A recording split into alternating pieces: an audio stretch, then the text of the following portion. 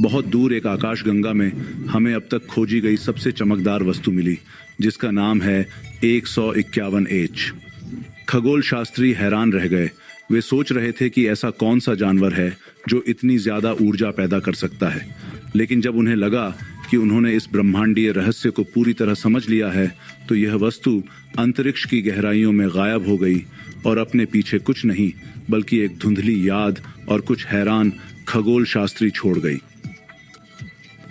अगर हम आज की बात करें तो ऐसा प्रतीत होता है कि ब्रह्मांड ने हमारे साथ एक प्रकार की ब्रह्मांडीय शरारत करने का निर्णय ले लिया है। हाँ दोस्तों, ASN 150 एक H वापस आ गया है और अब यह पहले से ज्यादा चमकीला है।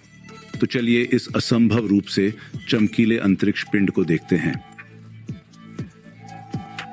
इस घटना का पता पहली बार 14 जून 2015 को चला था। हमने इसे दक्षिणी तारामंडल में सिंधु नामक स्थान पर देखा। यह एक धुंधली आकाशगंगा में स्थित था, जो यह दर्शाता है कि कभी-कभी सबसे चमकदार चीजें सबसे अप्रत्याशित स्थानों से आती हैं। यह पत्थरों के ढेर में हीरा या ओटमील किशमिश कुकीज के एक बैच में चॉकलेट चिप खोजने जैसा है। ओटमील किशमिश प्रेमियों को कोई बुरा नहीं लगेगा। चूंकि यह चंद्रमा इतना अधिक चमकीला था कि यदि यह हमारी आकाशगंगा में होता तो यह पूर्णिमा के चंद्रमा से भी अधिक चमकीला दिखाई देता। कल्पना कीजिए, न रात है न तारे हैं, बस एक रहस्यमयी चीज है जो आसमान को एक विशाल टॉर्च की तरह रोशन कर रही है। क्या यह मजेदार और डरावना नहीं होगा? लेकिन गंभीरता से कहें तो यह एक आकर्षक खगोलीय घटना थी। अपने चरम पर यह हमारे सूर्य से 570 अरब गुना ज्यादा चमकीला था।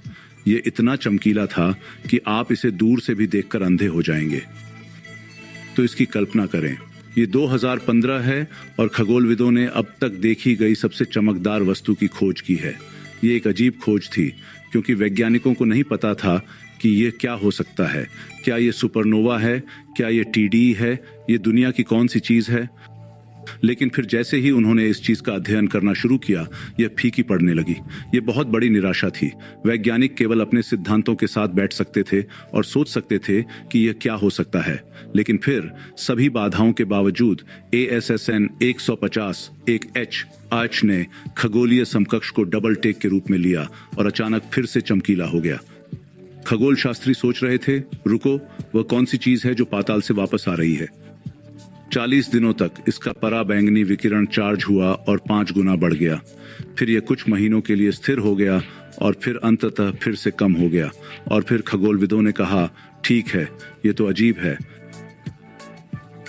तो यह वास्तव में क्या है और यह फिर से क्यों उभर रहा है? खैर, इसके बारे में कुछ सिद्धांत मौजूद हैं।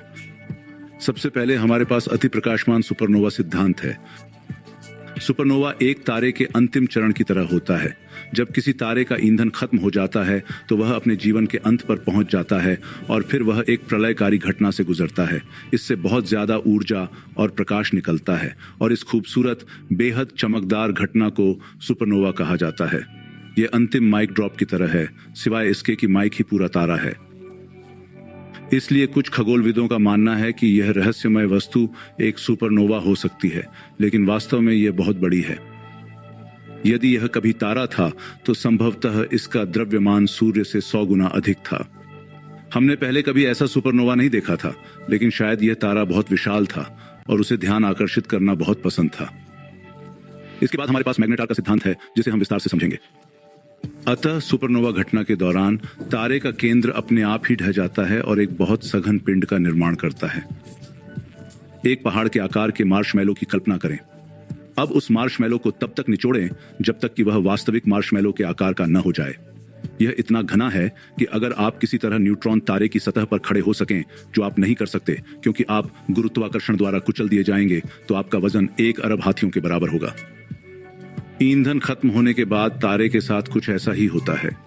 इस अति सघन बचे हुए कोर को न्यूट्रॉन तारा कहा जाता है। तो आप कह सकते हैं कि सुपरनोवा एक तारे की बड़ी विदाई पार्टी की तरह है, जहां वह अपनी शान के साथ बुझ जाता है, और न्यूट्रॉन तारा वह है जो पार्टी खत्म होने के बाद बचा रहता है, जैसे दोस्तों के साथ मस्ती भरी रात के बाद बचे हुए खाली पिज्जा के डिब्बे और बियर के डिब्बे। इसलिए कुछ वैज्ञानिकों का मानना है कि ASCSN 151H कुछ ऐसा ही हो सकता है।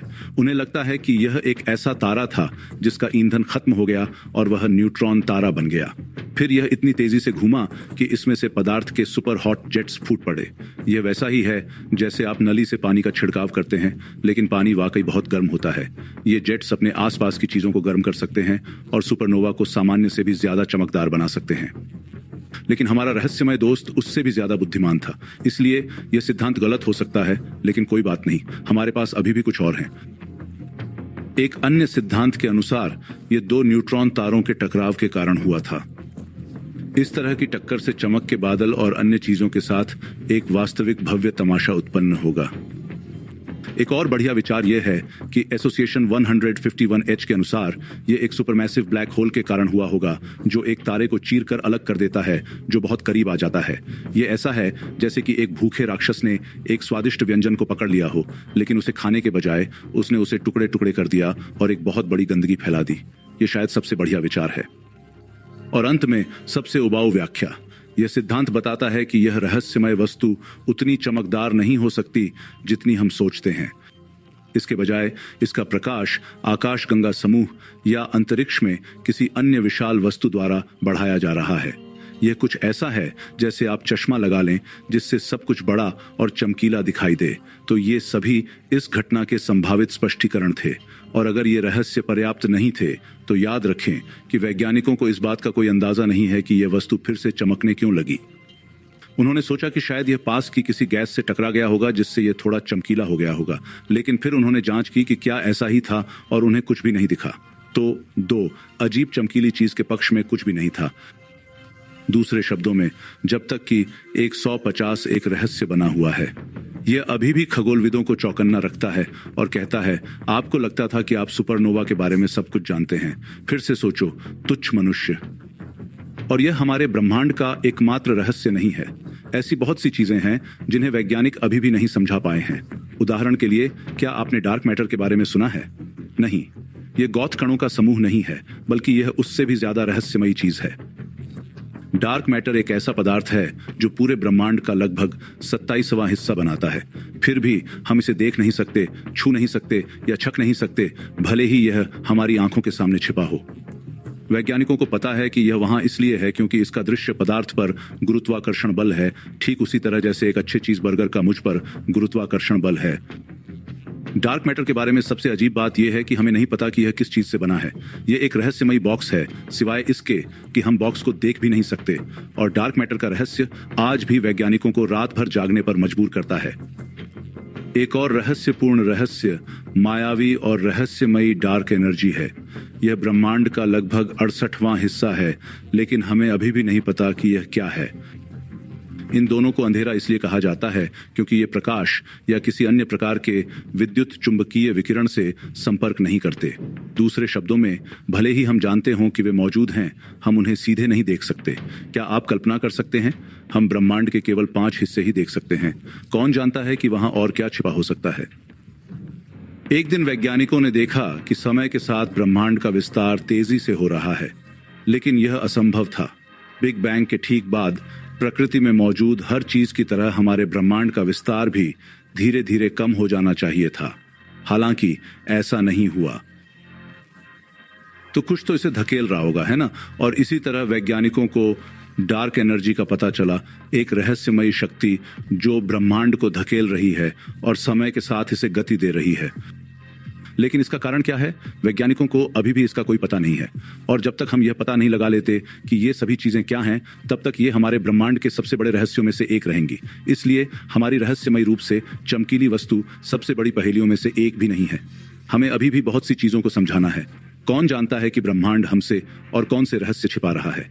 किसी भी तरह आइए आशा करें कि एक दिन हम अपनी दुनिया के बारे में और अधिक जानेंगे और इन सवालों के जवाब देंगे।